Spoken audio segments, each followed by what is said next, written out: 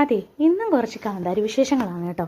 അപ്പോൾ ഇന്ന് എനിക്ക് കിട്ടിയിട്ടുള്ള കാന്താരി ദാ ഇത്രയുമാണ്. നമ്മൾ അധികം ശ്രദ്ധിക്കാതെ പോയതുകൊണ്ട് തന്നെ ഇതിലധികവും പഴുത്തു പോയിട്ടുണ്ട്. എന്നാലും സാരമില്ല കേട്ടോ. ഉപ്പിലിട്ടോ അച്ചാറിട്ടോ ഒക്കെ നമുക്ക് ഉപയോഗിക്കാവുന്നതാണ്. കാരണം ഈ ഒരു മഴക്കാലം കഴിഞ്ഞ് കഴിഞ്ഞാൽ പിന്നെ കാന്താരി കിട്ടാനുണ്ടാവില്ല കേട്ടോ.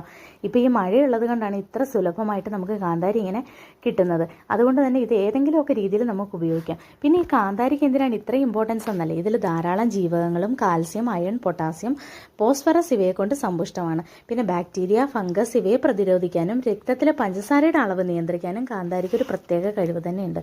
അപ്പോൾ ഈ ചെറിയ ആളത്ര നിസ്സാരക്കാരനല്ല എന്നർത്ഥം. അപ്പോൾ ഇത് കിട്ടുന്ന സമയത്ത് നമ്മൾ അതിൻ്റേതായ രീതിയിൽ ഉപയോഗിക്കുകയാണെങ്കിൽ ഇല്ലാത്ത സമയത്ത് നമുക്ക് എപ്പോൾ വേണേലും കാന്താരി നമ്മുടെ വീടുകളിൽ ഉണ്ടാവും.